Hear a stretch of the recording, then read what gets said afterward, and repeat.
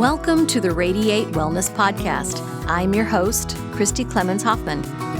Each week we will discuss tools, tips, and ways to radiate your best life ever, interviewing practitioners, authors, and luminaries to help you on your path. Wellness, joy, peace, abundance. What do you want to radiate?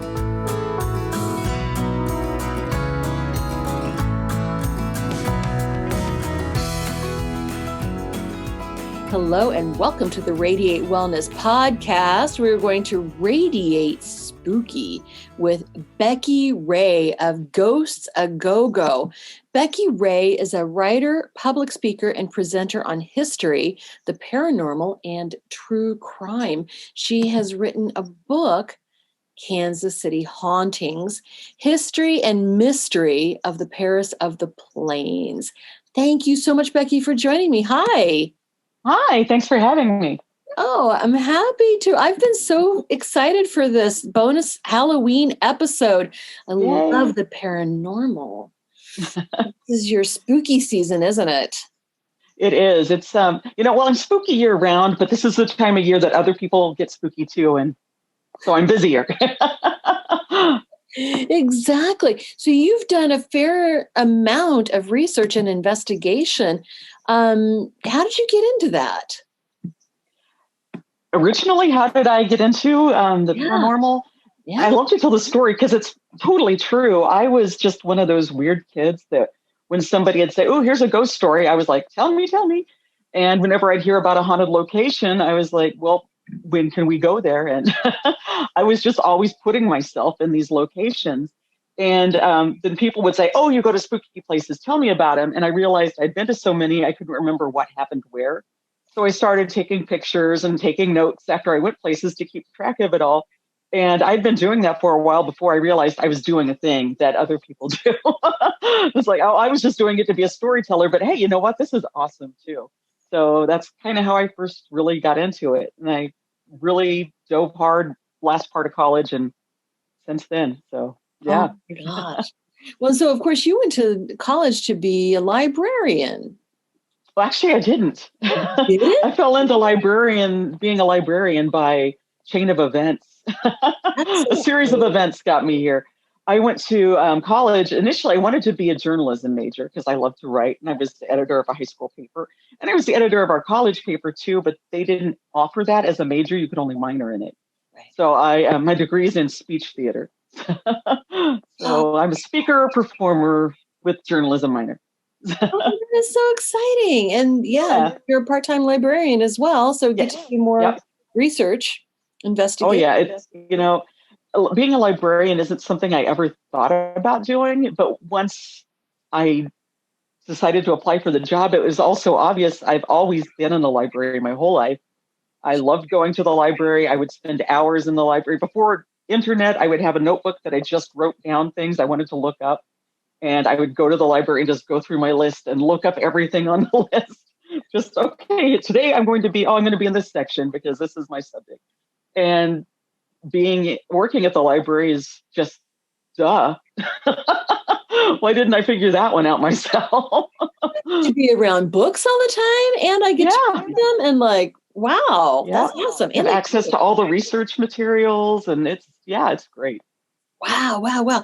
So in your paranormal research, we tend to think of paranormal as, ghosts, but there's more to that. I was like, what are one of the things you like to investigate and research? Well, the paranormal is basically just anything that we don't have an explanation for yet, anything that's not normal yet. And there are things that, we hope someday will be normal. The things I like, when I was younger, I was really into UFOs, and I still am. They fascinate me. Be them, whatever they are. I'm very fascinated by anything that's unknown. Is it aliens from another planet? Is it another dimension? Is it people here just using those as a way to get us to run away from them? I don't know. But it fascinates me, and I love that. And I'm also really interested in the cryptidology with the Bigfoot and Nessie, not Leslie. I don't know who Leslie is. I just made that up. Nessie. And I don't know that I fully believe in them. I think that those are things we probably could explain, but I'm very fascinated by it and think we should spend more time doing that, trying to figure, okay, so if it's not this, what is it? And I always point out the example, for a long time, pandas were a mythical creature. They didn't think pandas were real. People would talk about these black and white bears. And now we have pandas in the zoo. Maybe someday Sasquatch will be in the zoo. I don't know. It's interesting to me. And I think that it needs to be looked at. It does need to be looked. There are so many mysteries. I mean, so many things that are unexplained. Our last guest was talking about alien abduction, and just we don't know what the purpose is. We don't know what race this is, what type of beings these are. I mean, there's just so much we don't know. Yeah. And so, we can research. And so I have to ask, you started out with the fascination of aliens and UFOs. Mm-hmm. Have you seen one? I have definitely seen some unidentified flying objects. What they were, I don't know. Were they maybe satellites? I don't know. I've not seen one up close personally, but I've heard some really good stories of people who've seen some up close. The weirdest thing I've ever had happen is I was with a friend in college, and we were out in the country because we didn't have internet, and that's what we did for fun back then. And we were just kind of star watching, and we saw, I don't remember which constellation it was. I think it might have been Scorpio. And we're just pointing them out because we had all taken astronomy, and we were pointing out the constellations. And as we were looking at what we thought was Scorpio, it started moving and changing. And we realized, oh, that's not even the right place for Scorpio. What is that? And this whole constellation just started moving and then just flew off. And it was bizarre. Was that from another planet? Was that us doing something? I don't know, but it was very unidentified, and I don't know why. Well, that is so, well, I mean, that's the definition of it, Yes. Unidentified flying object, right? It's a very definition. And then what about cryptids? Have you seen any? No, I've never seen any. I can tell you a funny story about the time I thought I did when I was like 8 years old. Please. Back in the 70s, there was this wonderful documentary that came out in the theaters about Bigfoot. And I think it's the one that had Peter Graves in it. You can still find it on YouTube. And my dad had taken my brother and sister and I to go see it because we were really into that type of thing. And it was awesome when we came out of that theater thinking, hey, we're Bigfoot professionals now. We know what to look for Bigfoot. And that summer, we went to visit my grandparents up in Nebraska. And they live in a very small town. And when we were there, we were playing in the backyard, and there was nothing behind their house because they just moved into this newer house and nothing had been built back there yet. And we start seeing Bigfoot back behind the house. There's a few blocks, and then it kind of drops off before it goes down to the road. And there's a fence there, and we could see this black form that was kind of came to a point, like they said in the documentary, the Bigfoot's head kind of comes to a point. Right. And then every now and then there would be this other black object that would come up. And we thought, is he stuck? Does he need help? He's waving at us. What's going on? And we were too scared to just go explore by ourselves. Plus, we weren't supposed to walk off that far by ourselves.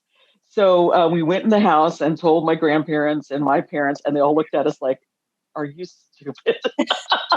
We're like, no, really, Bigfoot is in the backyard and he's stuck. And so my grandpa put on his shoes and just kind of shook his head and walked us out to Bigfoot. And yeah, it was the fence, and it was a black trash bag that had got stuck on the fence. But had he not walked us out there, to this day, I bet I'd be telling you about the time I saw Bigfoot in Nebraska. My grandfather was so patient with us. That was my Bigfoot sighting story. Yeah.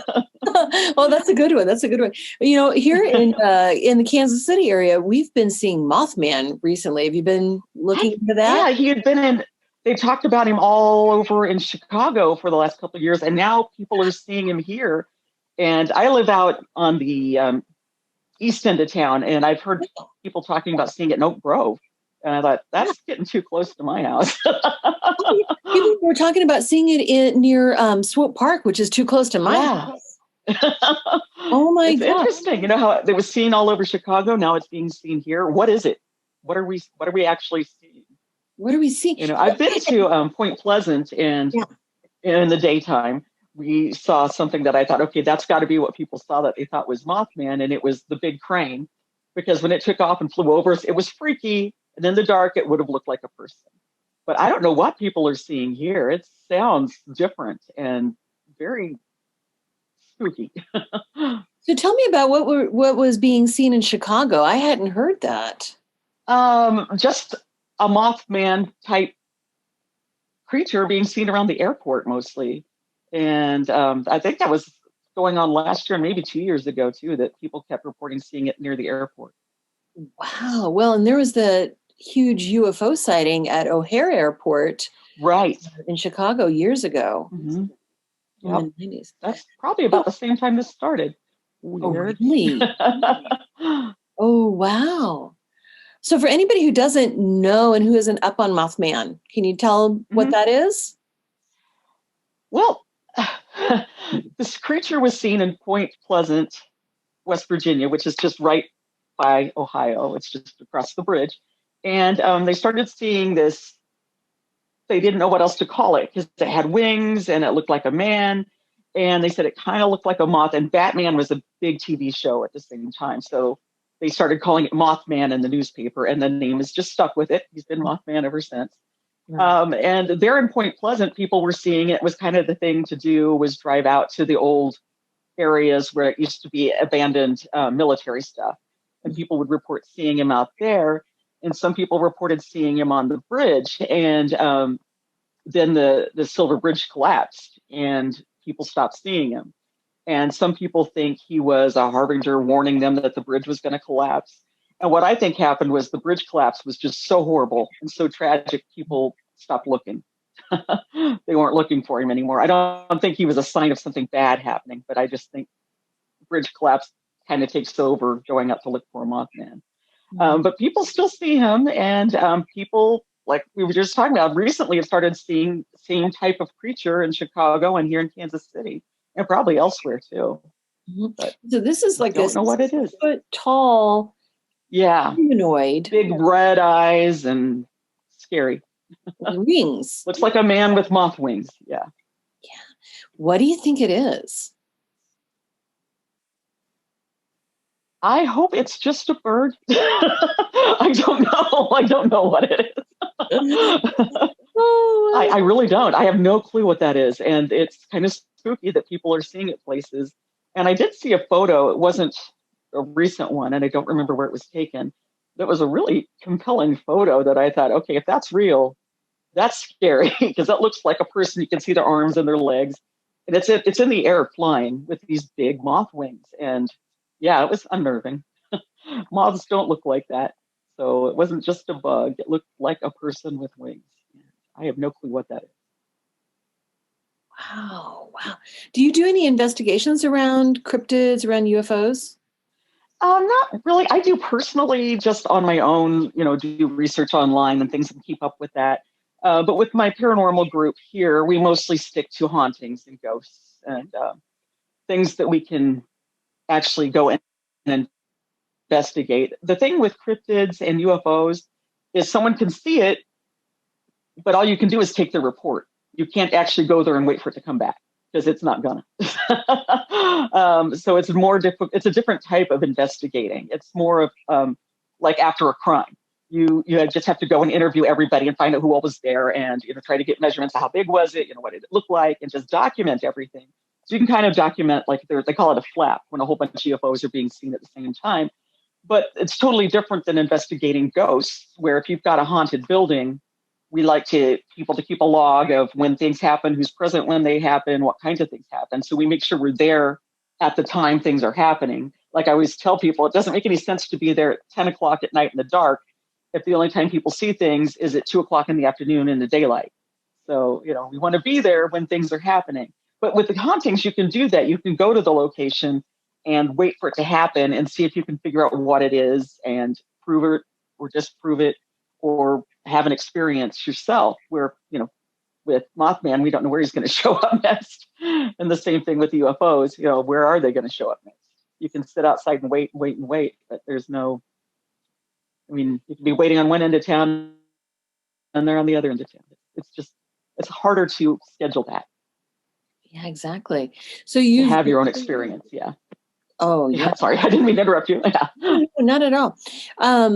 So you've done a fair amount of investigating haunted houses and haunted locations. Mm-hmm. Yep. Yeah. How did you get into I like it. Well, I've been going to the haunted locations forever, legally or illegally. Don't trespass, kids. Trespassing is bad. I do not trespass now. I might have when I was young and dumb. But now I like to contact the owners of places and just say, can I come in and talk to you about what you've had happening and check it out? And then when I've had a team together, we have made ourselves available to people that if they're having experiences and they're willing to help us with the work, like keeping the logs and keeping track of things for us and letting us know what's going on, then we'll go out and investigate their house for them. I think one thing that people don't understand about what we do is we're not Ghostbusters. We can't make the ghosts go away. Right. We can't make it stop. They actually have better luck at making it stop than we can. And that's just talking to it and asking it to stop. They're going to listen to the homeowners before they listen to some strangers who just came in. We're just there to document and investigate and see what's going on and see if we can find out what's happening there. So there's not a rush for us to come out and do an investigation. And I think sometimes people miss that. They like, okay, it's happening right now. I want you guys to drop everything and come there right now. And it's not plausible. We have day jobs. And it's hard we don't all live together with, like a fire engine to hop in and go there. So it takes more organization for us to come out and do a private home investigation. And yeah, like I said, there's no rush because we're not going to be able to make it stop anyway. So what we do. What's your organization called? Paranormal Activity Investigators. We've been around since 2003, and so we didn't get in on the creative name phase. We went for the bland, what do we do? Paranormal Activity Investigators. There's our name. Yeah, and then the TV show Ghost Hunters came out a few years later, and now everybody has these really cool creative names, and I'm like, oh, man. We were only one of two teams back when we had to come up with our name, so it's kind of like, oh, but it's, it's good. And then you've put some of your investigations into this book, Kansas City Haunting. Yeah. I have. Oh, you can't see it. It purples out. There it is. There's my book. Oh, there it is. Keep it in front of me. Excellent. There it is. Kansas yes, I have. The locations in there that I have been able to do investigations at, I definitely included some of our findings in there as well, in addition to other people's stories. Yeah. Can you give us some highlights? Yeah, I'm really into history. I think history is important for everything, but especially when it comes to hauntings. Mm-hmm. If you've got a location that's got a ghost, the closest you can come to proving it is historically. If you can look back and people say, I keep hearing this name, Rachel. And you look back through the records, it's like, you know what, a Rachel lived here. You might think, okay, maybe that's a place to start. Or people keep saying, I see a woman in a white dress that kind of looks like this in this time period. You can look back historically into that time period and see if anyone matching that was actually there. And then look into the history of what's happened on that property, not just the building that's there now. What was there before? What was there before that? What was there before that? A haunting could come from any point in time, not necessarily the building that's sitting on it now. Sometimes I hear people say, this is a brand new building. It's like, yeah, well, what sat there before? What used to be there? We need to find all that out. And so I do a lot of digging into locations in history before we even go out to do an investigation. And I included a lot of that pertinent information in the book too. And there's some places like in Independence, Missouri, the 1859 jail and Marshall's home that's got a really dark history to it. It's a museum now, and I recommend going there. It's very cool. The jail cells that are still there are just, you can see they're just this limestone, big, thick bricks. There's no heating, no cooling. But it was pre-Civil War. And there used to be a building next door that they would put escaped slaves in, which, I mean, that building's gone. But you got that history right there as well. And then during the Civil War, lots of bad things happened there. There were shootouts. There was a marshal who was killed during an attempted jailbreak. He was actually killed in the marshal's home part. William Quantrill was there numerous times trying to get his buddies out. There were fights just on the outside around the square area in Independence. And I think a lot of that energy and a lot of those things are in that limestone in the jail cells still. It just left that mark behind. And it's a very interesting place to investigate. Oh my gosh. I'm looking through the description of your book, and it's just this is like a who's who in history. There's the Bobby Greenlease kidnapping. Yes. I've got my own story. I wonder if Bobby Greenlease was held in my house. Really? I wonder. So I might want some help investigating that. I had a team out. Yeah, that's a case that's heartbreaking and just tragic. And I think, except for people who are into true crime, a lot of people in Kansas City don't even know that happened. Yeah. That was tragic. Right? So have you discovered some hauntings surrounding that case?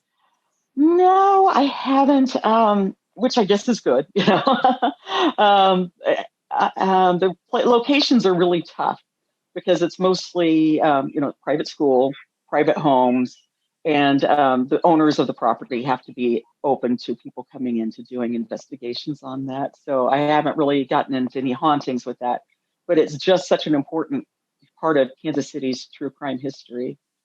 It's one of the stories I included in there in the mysteries part. Yeah, and the mysteries. A lot of mysteries. Yeah, I had a paranormal team come out to my house, and Joyce Morgan, who is now deceased, she was a very well-known psychic, and she went into one of the bedrooms and said, "Oh, this is Bobby's room," and I just immediately got this feeling that he may have been held there. I cannot verify at all. Interesting. I know. Yeah. And there's stuff going on in my house. Because the story's kind of weird how they took him from the school and then immediately drove him out to Overland Park where they killed him and then took him to St. Joe. It's like, well, does that timeline work out, or did they take him someplace first, or, what was the real timeline there? What was the timeline? I know. Yeah, exactly. Then there's the Union Station Massacre, the Kansas City Strangler. Oh, yeah. So is there a haunting surrounding the Union Station Massacre? Oh, definitely. At least one. At least one. People have reported seeing the fugitive who was being transferred back to Leavenworth. He was killed in the shootout there in the parking lot. And he was shot accidentally by the officer behind him in the car who didn't know how to use his shotgun, which is really a mess. Several of the people were shot by friendly fire in that shootout because they, for some reason, had swapped guns, and the one guy did not know how to use the other guy's shotgun and just blasted away. But part of his head was blown off, and people have seen him sitting and walking around Union Station, missing part of his head. His name was Frank Nash. And he's been seen several places there. And there's a really good story that I think I included in the book where the security guards saw this person sitting on a bench where they shouldn't be and sent somebody, this was late at night, and sent one of the other guys to go investigate it. And when he got there was nobody on the bench, but they could still see him on their monitor and said, he's still sitting right there. And they think that guy was Frank Nash because he was dressed similar to how he was the day of the massacre. Yeah.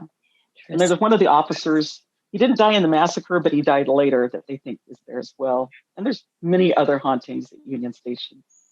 It's a very haunted place.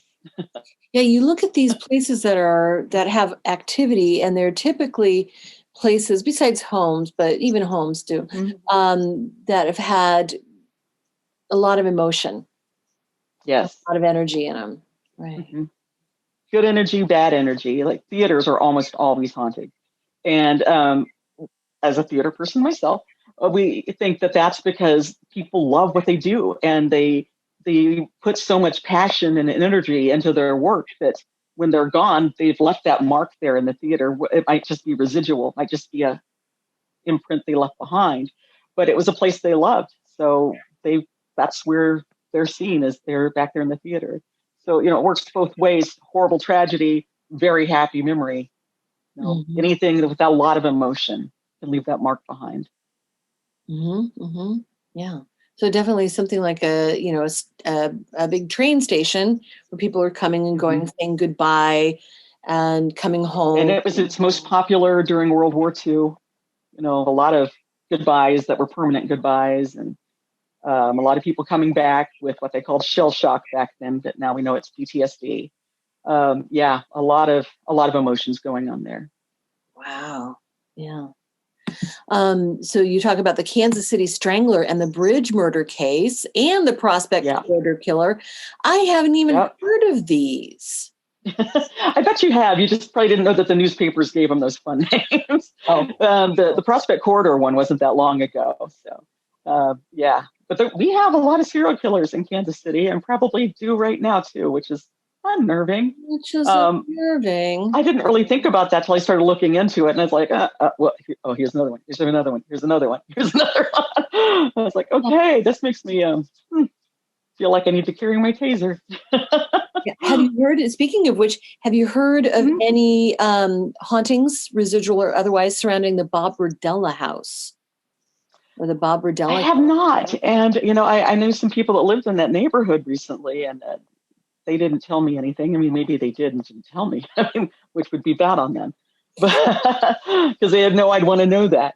But no, I really haven't, which is surprising because, he had skulls buried in the backyard and killed them all in the basement right there in the house. And, or not all in the basement. He cut them up in the basement. He killed them in the house. You just think that there would be some sort of horrible mark, but the way that they did that, the gentleman that bought the property where the house was, when they tore it down, split it in half and gave it to the neighbors so nothing will be built there again, which I think was a very wise thing to do. So, there's not a building there to haunt per se. It's just a lot. Right. Yeah. That's good. That's wonderful. That's a very creative way to do that. Because that was a horrific crime here in Kansas. And I think the reason that some people don't know as much about Bob Berdella as, say, like Ted Bundy, is Bob Berdella was just really getting into the news, and people were getting horrified by it. And Geraldo Rivera was trying to sensationalize it when they got, I just blanked on his name. They caught the guy in Wisconsin, the cannibal. Jeffrey Dahmer. Jeffrey Dahmer, thank you. Why did I just totally blanked on his name? He came just a few months later after Berdella's arrest, and I think he was eating them, overshadowed all the horrible things Bob Berdella had done in Kansas City. So I think that's why he's not up there with the rest of them. It's the timeline. Because he was just as awful, if not worse. Oh, God, he was. Yeah, it was just, terrible, terrible, terrible. So we've had our fair share of true crime around here. And then you mentioned some hotels. Oh, my gosh, the Savoy Hotel is known, worldwide as a hella haunted. What happened? What happened? Lots of things happened there, but I can't find any specific one event. When I started looking into haunted hotels, I really found out something I probably knew subconsciously but never really thought about, is that lots of people die at hotels. People die at hotels all the time. And I just never really was like, oh yeah, I guess they would, wouldn't they? People have heart attacks and die, people have strokes, people get murdered, people take people to hotels to murder them, people go to hotels, get a nice room and commit suicide. People die at hotels, lots of them do. Wow. And with the Savoy, I couldn't really find one specific awful event, but lots of stories that people have had there. The one thing people always talk about at the Savoy is room 505, and they say that a woman drowned in a bathtub there, but I could never find any proof that ever happened. Really? That block of rooms in that area are definitely haunted, and they have had problems with the plumbing there. So something happened. Maybe it's just she had a different name than the name that people are using. And as I was digging into that some more, I found out that name was given by a psychic back in the 70s. So maybe she got the name wrong or he got the name wrong. I don't know which psychic it was. But I think maybe if we got a better name, we could do more looking into that and finding it. Because it's really hard to look into incidents without a name. And yeah, the name that they've given to it just doesn't fit anything. That name, I couldn't even find a person that existed with that name. So, really? Wow. Yeah. Would it be possible? Not in Kansas City, at least. Would it be possible to find out who died at the Savoy? Yes and no. Probably not, because a lot of confidentiality, and especially now with HIPAA laws and everything. And I don't think the police will let me come in and go, can I go through your records and hit up all the funeral homes in town? I mean, I guess it's plausible, but it's a lot of legwork. Sure. But the amount of people that die at hotels, it's like, they would probably say, do you mean this month? Oh my God. It's just crazy. It's one of those things I never really thought about, but I always do now. Every time I check into a hotel, it's like, I wonder if anyone died in this room. And probably they did. Oh my God. Maybe I'm exaggerating, but that was my finding was, wow, people die at hotels. Well, there's the Elms Hotel. There's the Crescent Hotel in Excelsior Springs. There's the Stanley Hotel, famously haunted. Yep. Very much so. Yeah. Old hotels have had a lot of stories. A lot of things have gone on in them, and a lot of events and a lot of history. And of course, people die, and things happen. Sometimes people leave a mark behind, and sometimes they're actively there. And you just kind of got to keep that in mind when you start hearing the noises in the room at night. It's maybe that's not the neighbors. Well, maybe it is, but it's not physical. Exactly. What has been your favorite investigation here in Kansas City? That's always so tough because I've had some really good ones. My favorite places aren't necessarily where I had my favorite investigations. Sure. One of my favorite places is the Vale in Independence, the Vale Mansion. But I haven't necessarily had a really good investigation there yet. I keep trying. I keep going back. But it's a great place, and it's got some amazing spooky stories about it. And you just look at it and you go, yep, that place is haunted. Probably, boy, one of my favorite investigations probably would be at the 1859 jail on the square in Independence. We were doing an investigation there, and people always argue about every time I ask somebody which is the most haunted cell, because you always hear about the most haunted cell, everyone tells me a different cell. So we were just kind of moving from cell to cell, seeing for ourselves. And we were spending some time in one cell that we'd gotten a lot of activity in the first time we were there, but nothing was going on. And we'd gotten to the point where we're just being goofy and like you do when, you get bored. It's like, we should be taking this seriously, but we've been standing in here for an hour. Let's try another cell. And so we're still kind of being goofy as we walk across the hallway to the cell directly across from it. And as we enter it, I was recording video and audio at the same time. You could hear us all just kind of go, ugh, as we walk into it. And we stand in there really somber and quiet for a while. And then we all start talking about how we don't feel well anymore. We just feel really heavy. And a few people are feeling really sick in their stomach. And then I started seeing what I thought was a shadow outside of the door, like someone walking up and down the hallway. Did you know that Radiate Wellness has a subscription-based premium content Facebook group? Think of it like the premium version of this free podcast. In this premium Facebook group, you can find great content like replays of online classes, meditations on angels, chakras, mindfulness, and more, guest speakers, mini classes, polls, plus you'll be the first to know of guests that we have scheduled for the podcast and can submit questions for them. You get all of this great content for one low monthly price, and the first month is half off. You can subscribe by going to radiatewellnesscommunity.com/shop. Click the subscriptions button and you're in. Also, while I have your attention, wherever you're listening to this free podcast, if you could just do us a couple of favors, please. One is go to hit the subscribe or follow button.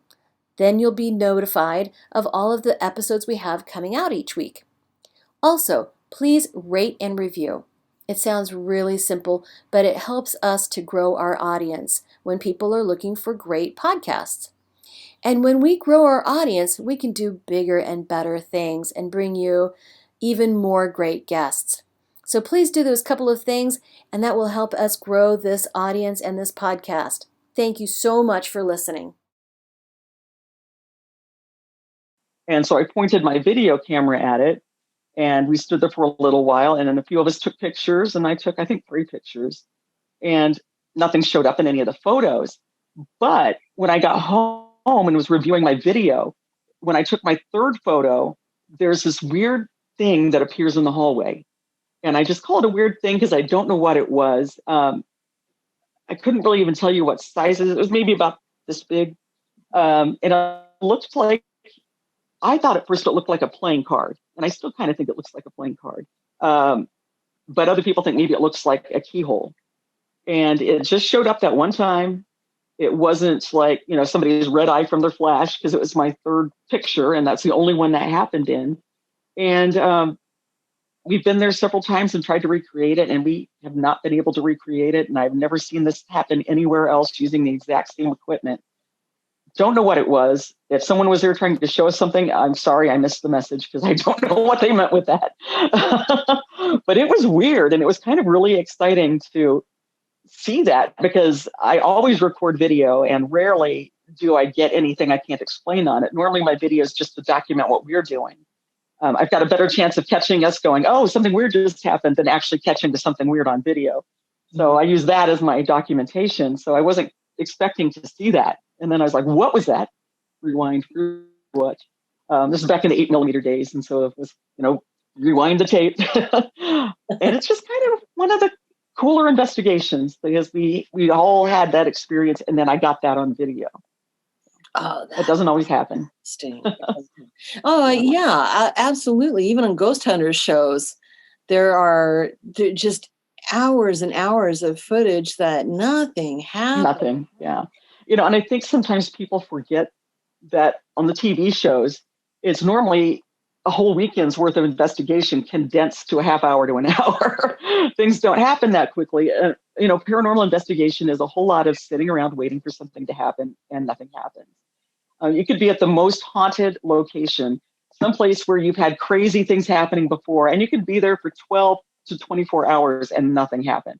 Because, like I say to people all the time, we can't make them perform on command. They do what they want to do when they want to do it. And there's just because nothing happened while I was there doesn't mean nothing's happened. I'm not going to tell somebody that doesn't happen because I didn't see it. Because I know that I've seen things that I can't get to happen again. So it's just one of those things that, it's unknown, and we don't know what it is exactly for sure. And we can't control it. So we just have to sit and wait and hope for the best. Do you have any theories as to why something would show up one time and not another? If I were to make guesses, if it's a residual, something that's happened that just shows itself over and over and over again. The one time we saw it, we happened to be there at the time it was looping. But if it's an active haunted, one that interacts with people, right, perhaps it was trying to show itself to somebody that was there specifically. Or I do think that a lot of times with the paranormal, it gets energy from us. And if there's somebody there that's just like a drag, like, nah, I don't want anything to happen. I don't want anything to happen. They can kind of hold back that energy, and then nothing's going to happen.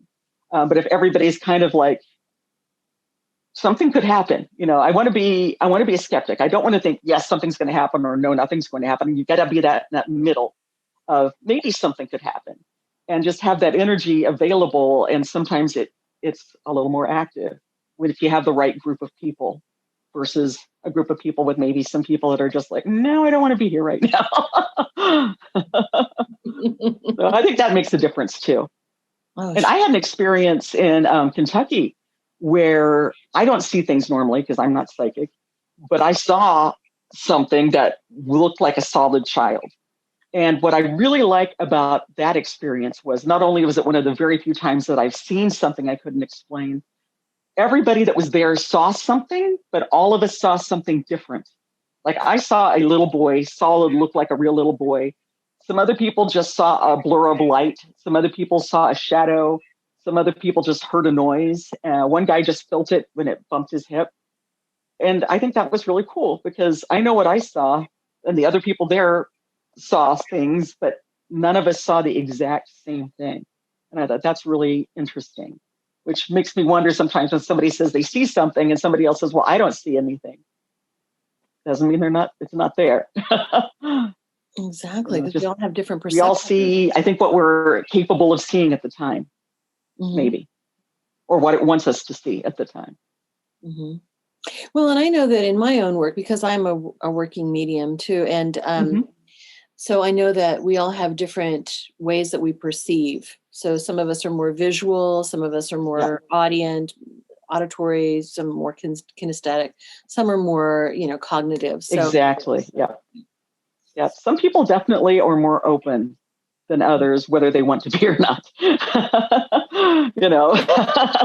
And I'm one of those people. I've always put myself in the places to see them. So I have seen some things. I've definitely had some strange experiences, but it wasn't because I have any special abilities. It's just that I keep putting myself in locations where things happen. My odds are better. And I wish I could see them all the time. Maybe if I could, then I wouldn't want to see them all the time. I know the signs to look for. Okay, what are the signs to look for?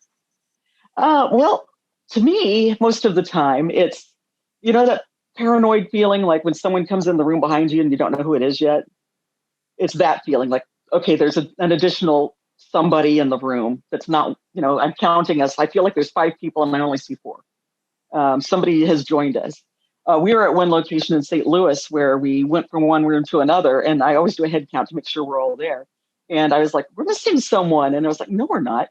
Somebody else was with us in that last room because I felt like there was an additional person with us in that other room. So that's one of my main personal things is I can just kind of like, I feel like there's somebody else has joined us. Somebody else has come in the room, but I don't see them and I don't hear them. It's just that someone walked in. That's how I try to explain it to people. When someone comes in behind you, someone walked in the room before you see them. And I just kind of feel that in a room. Yeah. Somebody else joined us. Somebody else was here. And so have you done investigations in people's private homes? Yes. I haven't done as many lately as we used to. Part of that is, like I said, I like people to help us out. It's no point of us coming out on Friday night at 10 if there are activities on Wednesdays in the afternoon. I want to be there when they're having the situation happen. So I like people to keep those log sheets. And right now with COVID, it's just not a good idea. Until this is over, we're just not going to do that because unfortunately, I would love to, but it's just not safe right now because I wouldn't want strangers coming into my home right now, and I wouldn't feel comfortable going into somebody else's home. Exactly. It's just, we don't know who's asymptomatic. I could have just been exposed at the Quick Trip getting gas and I don't know it. And now I've come into your house. So, it's one of those, I just don't want to be that spreader. Exactly. Oh, but yeah. Hopefully once this is under control, we can get back to doing that again because I miss it. It's, it's interesting. Some of the weirdest things happen in private homes. So. Have any good stories? Not from my personal experience, but the things people tell us they have experienced. There's some really good ones. There was one house we did where the husband kept seeing a man on the floor in the bathroom who would spin on the floor. We did not experience that, but we definitely picked up some weirdness in that house. So it was I would love to see that. But it was an interesting investigation for sure. And, we had one we did, I think it was in Belton, where we were taking turns one at a time walking through the house on camera. And one of our investigators walked through and they didn't really have anything happen while they were in there. But I was watching my video afterwards, and as soon as they left, all these motion detectors started going off behind them, like something was following them. And I thought, that's pretty cool. Maybe not to them, but it was cool to me watching it on video. That's really cool. Yeah. Have you ever lived in a haunted location? Funny story. When I was a kid, I was always told there was a haunted house on our block. And my siblings and the neighborhood kids all assumed it was the house 2 doors down from us because it had been empty as long as I could remember, which for a kid is maybe a year. But, it was a kid. That house has always been empty. And it had this big, scary tree in the front. And it was always dark and you could not see the front of the house. And so we'd dare each other go up and knock on the door of the haunted house. And we'd run, I knocked on the door of the haunted house. And we always just thought it was the haunted house. But then somebody moved into it and the branches got cut back on the tree. It's a beautiful house. And I started babysitting for the people there and it wasn't haunted at all. And then I found out that the haunted house was actually our house. Wow. We had no clue. But there were 3 kids and we were all very close together in age and we were noisy and we moved things about. And, all sorts of things could have been happening and we just didn't notice because, something got moved. Yeah, so-and-so did it. You're hearing a noise. Oh, so-and-so needs to be more quiet. And I do remember as a kid, my sister and I shared a bedroom on the 2nd floor and our family room was right below it.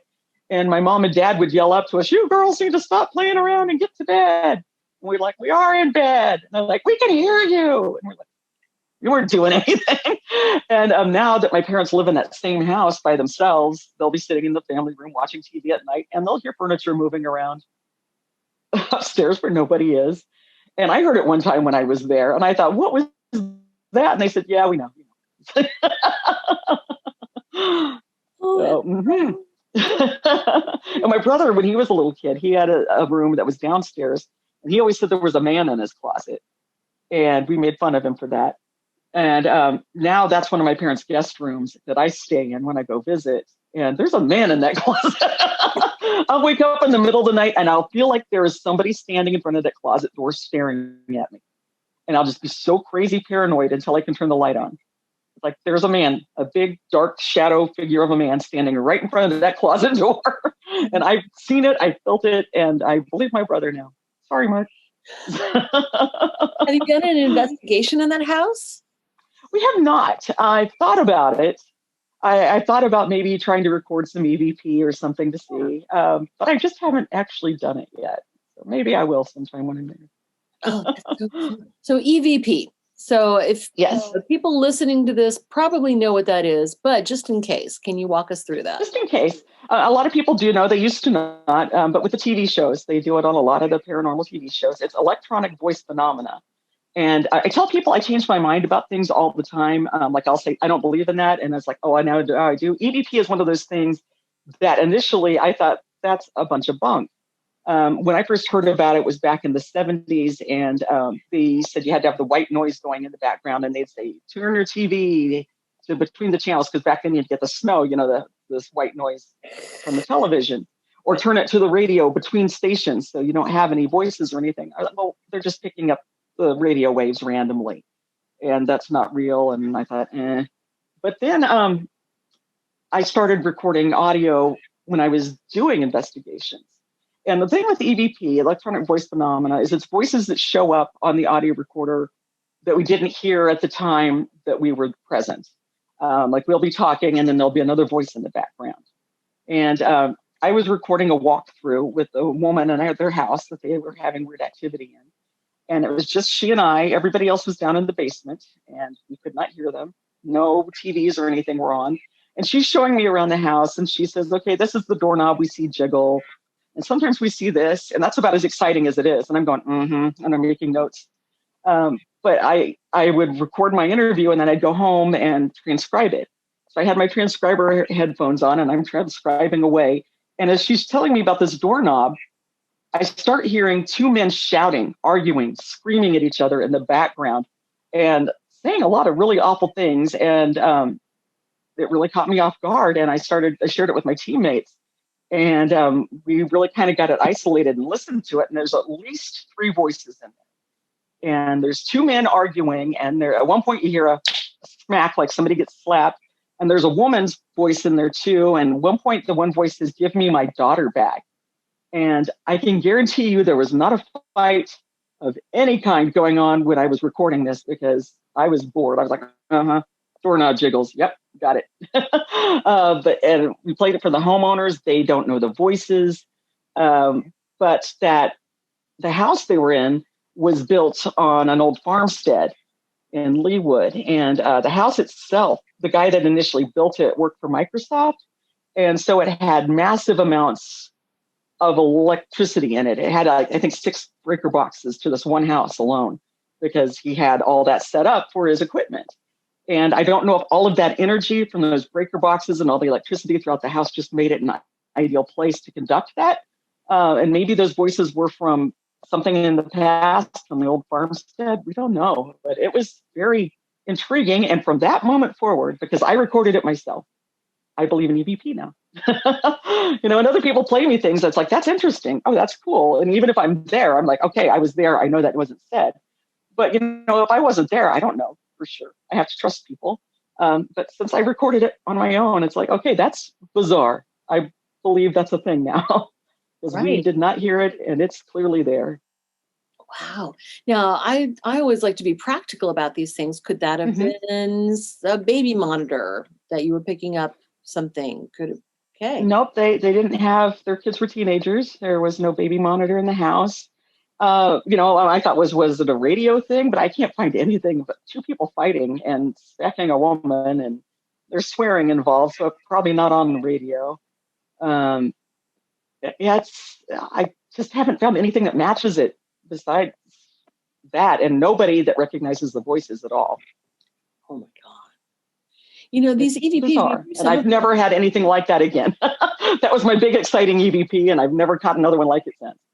But it did open my eyes to say, okay, something's happening here. Something's happening. So you have to know, okay, I don't know what it is. I don't have to know what it is, but there is something there. Yeah. Be investigated. And you hear some of these EVPs online, and it's like, oh my goodness, it's unmistakable.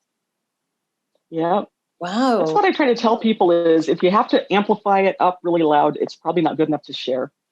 But if you can hear those voices clearly, those are the ones you want to share with people. Those are intriguing and spooky.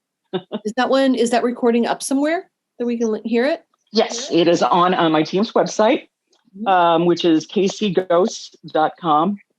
I'm trying to think of the easiest way to get to it. I am looking at it. It's in, I'm trying to think what year it was from. I think it was 2004. I should have come better prepared. No, hang on just a second. Let me find the year. I'm pretty sure it was 2000. It's either 2004 or 5, I'm pretty sure. Oh my gosh, you've got the former Unity Inn. Is that the one downtown, 9th and Tracy? It's at 9th and Tracy, yes. Yes. Oh my gosh. It was a big empty building when we did that investigation, and it was cool. We found a bunch of really old newspapers and old things in there too that were really interesting to go through. Oh yeah, that place had a lot of activity in it. I remember. Yeah. Last time I saw a picture of it, though, it's all nice and fixed up and fancy again. But when we were there, it was dirty and needed a lot of love. It's burned down. It did? I didn't know that. It did. Oh, that's heartbreaking. Yes, it's so heartbreaking. I did not know that. Yeah. So we can maybe link to it in the show notes. Yeah. I can email you the link to it. Wonderful. Because I can find it that way. It's just not where it's easily to pop out at you. And no worries. I will definitely email you directly to it. So. Oh, wonderful. So you'll put that in. And I think we called it Shouting Man. Yeah. Ooh. Oh, that's fun. Oh my gosh. Yeah, it's my favorite. You talk about EVPs, and so you've got all this fancy equipment. In fact, on your webpage, Ghosts A Go-Go, which is your own webpage, you've got a link to where you can buy some of this equipment. What equipment do you like to use? I do. Yeah. What? I have two great big stand-up rolling toolboxes full of equipment and one gigantic, massive suitcase full of equipment. And I really only use my video cameras and my audio recorders anymore. And the reason is a lot of that stuff, there is no such thing as a ghost detector. What we're using is equipment that was made for other things that we're trying to see, will it work for this? And a lot of times we think it's doing one thing, and then after we use it for a while, we realize, oh no, that's just picking up all of this, and it's not really helping us with the ghost detection, so we stop using it. And I always tell people before they go out and buy equipment they saw on a TV show, find out how long people have been using it for the paranormal. If they've not been using it for at least 5 years, I would save their money because this stuff isn't cheap. Because maybe in 5 years, nobody's using it anymore. There are lots of things people used for a while that they realized, nope, we're not doing that anymore. But the TV shows also kind of gave me a clue as to a mistake a lot of people are making. If you watch the shows, they get really excited whenever anything has blinking lights. And they will, like, something's lights start blinking. If it's an electromagnetic frequency detector or if it's one of the REM pods, on the TV show, lights start blinking. Everyone zooms to the blinking lights and gathers around it, and they talk to the device. Well, the device isn't a communication thing. It's just telling you something's going on in the room. And what you should be doing, instead of looking at the blinking lights, is looking around the room to see what set it off.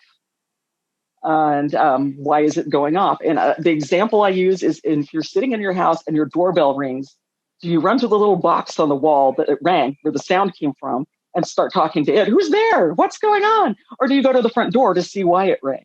And, that's the same thing with these devices. If your lights are blinking, something's going on in the room. Look for what made it go off. See if you can find something happening in the room. I can just imagine being a ghost and you set off a detector and everyone's gathered around the little blinking lights and you're like, hello, I'm over here. I'm not in the box. So, and I thought, I'm going to start depending on that stuff less. I'm going to spend less time looking at equipment and more time experiencing the room. Because when people ask you to come out, they're not telling you, I got this device and it did this. They're telling you, I was in here and this happened. Mm-hmm. So I want to spend more time seeing if I have that same experience they did rather than looking at lights blinking. And I've been on a couple of investigations, and it's true, we do that, Mm-hmm. Yep. Yeah. Oh, the lights are blinking. Oh. The one that really gets me is when they start talking to these ghosts that maybe they don't even speak English. Maybe they're from pre-electricity and they're saying, come to the green blinking light. And it's, okay, maybe they don't know what you're saying, and maybe they don't even know what that is. Maybe describe it in terms that they might know. The box with the light on it, or the box with the flame on it, with the green flame. Maybe that's something they'd understand better. You always have to think about where you are and who you're trying to contact and talk to them in a way that they would understand rather than just what's easiest for you. One of the ghost hunters internationals, they were in Germany speaking to the ghosts in English, and I just had to shake my head. Find out who you're talking to and talk to them in a way they understand. English is not the universal language of the undead. I feel like that needs to be on a t-shirt. Right. Exactly. It's not the universal language. Yeah. Be responsible. Think about who you're there to communicate with. Be respectful too. I've seen too many absolutely. investigators who are not respectful. Mm-hmm. And the TV shows really push that, and I really hate that because that's just the worst. If I were just as a person in a room and someone came in to talk to me and they start taunting me, I'm not going to talk to them. I'm going to leave. Why would that make me talk to them? Oh, they're threatening me. Bye. Their house. Yeah, exactly. It's like, I'm here. I don't know who you are. Get out. Just be respectful and talk to them respectfully. And another thing I like to do, a lot of times I hear people say, how did you die? I won't do that because maybe they don't know they're dead. I'm going to talk to them about, what did you have for dinner last night? What's your favorite kind of pie? What do you do for a living? Things that, they might want to talk about, who do you have a crush on? Things that, might spur conversation. How did you die? Even if they know they're dead, maybe they don't want to talk about that. Mm-hmm. It could be an awful thing. So it's just not a question I use. Exactly. Have you been to the John Warnell house? Yes. Yeah, Very cool. that's pretty haunted. Yeah. Did you get anything interesting there? We've gotten some EVP there that we couldn't explain, like a man's voice when no men were with us. Okay. And there was one time we were there, and I swear that two of us heard cannon fire, but nobody else heard it. And that was interesting because, the others didn't hear it. And that was really loud to me. So it makes me wonder, maybe that wasn't something outside that could have just sounded like that. Maybe it was a sound that we happened to hear. And we've seen some weird shadows there too. It's an interesting place. Yeah, lots of good stories. Pretty active. And just for those outside of the Kansas City area, it was a hotbed for the Civil War. It was a field hospital for a minute, and it was overtaken by both sides, and just all kinds of history there. And then the Shawnee Indian Mission, I know, is another location. Yeah, in there. Mm-hmm. Yeah, I have not done an investigation there, but I'd love to. It would be great because I hear stories about it. So. Yeah, I mean, we talk about really emotional things happening there, and it was these children held against their will and forced to learn English, and they had enslaved people there, and just all kinds of there's all kinds of activity. Yeah, I mean, but honestly, it's everywhere. I'm someone who can just see this energy and see this stuff, when they want me to. I go, and it's like this stuff is everywhere.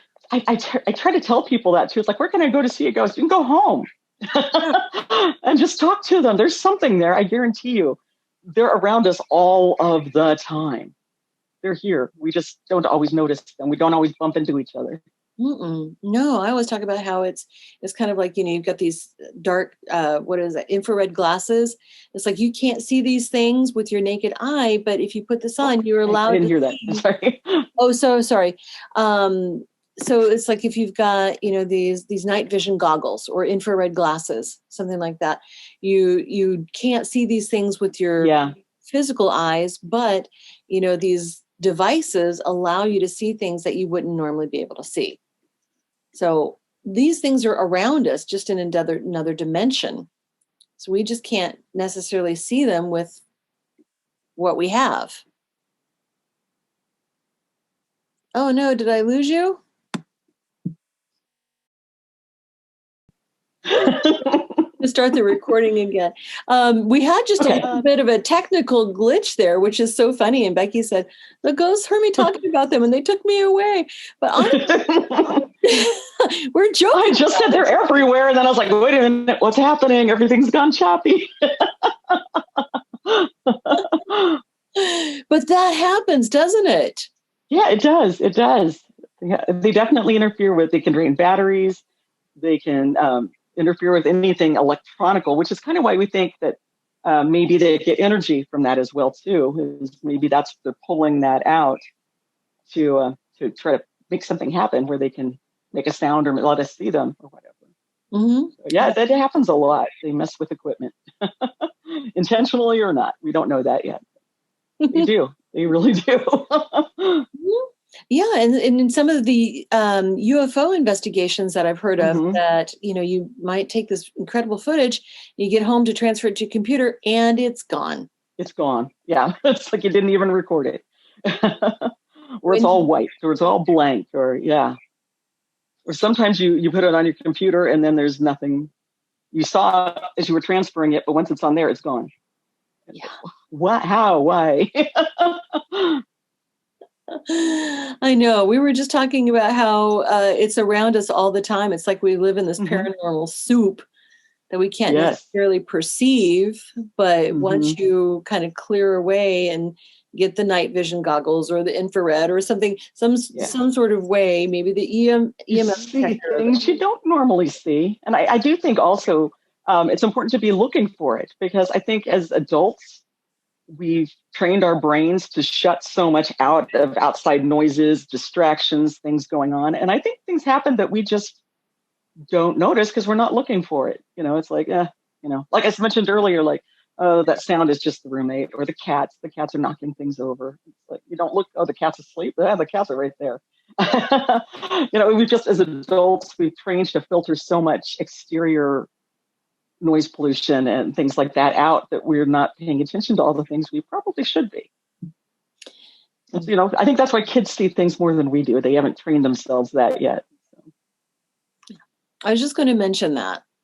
Yeah, like a kid's phenomenon. But, you'll talk to somebody and say, well, do you see things that others don't? You perceive things that are, people would say are not there. Well, I did when I was a kid. Right. A lot of people say, I had this imaginary friend, and was that more than an imaginary friend? Maybe it was, maybe their imaginary friend was just the house ghost.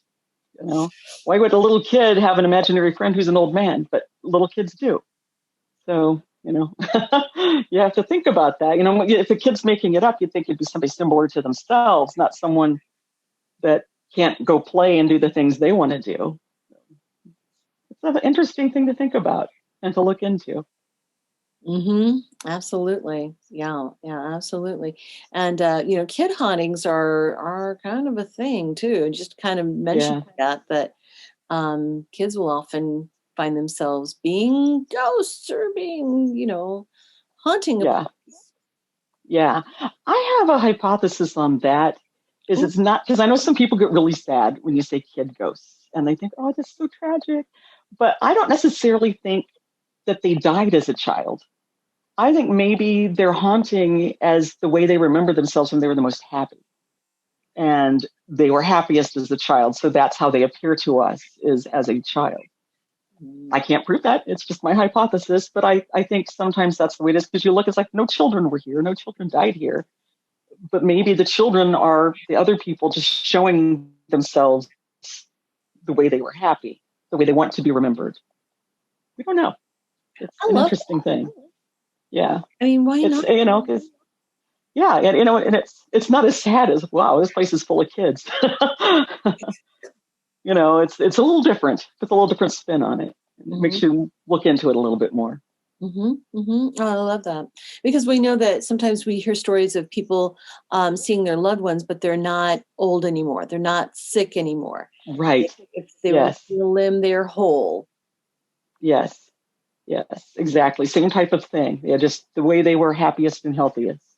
I love that. Well, Becky, I feel like we're kind of drawing to the end of our time here. Sure. I have absolutely loved talking the paranormal. You've got such experience. I didn't know you were in my backyard.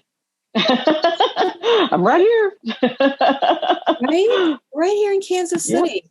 And you've got the websites. You want to plug your websites? Yes. My personal website, where you can buy a copy of my book. You can buy a copy of my book anywhere, but I do sell autographed copies on my website, is ghostsagogo.com. And then my team's site is kcghosts.com. Wonderful. kcghosts.com. And you've got a Facebook group. Don't you? My Ghost to Go-Go does. Yes. Follow me on Ghost to Go-Go on Facebook. Yes. Yeah. Absolutely.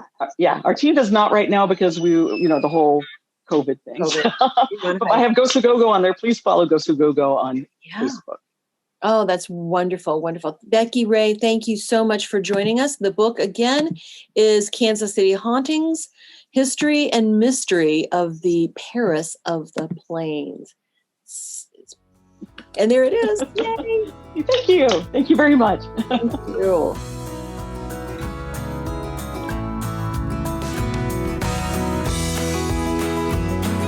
Radiate Wellness is a community of holistic and alternative healers and consultants based in the Kansas City area, dedicated to helping you create spiritual, energetic, and physical well-being.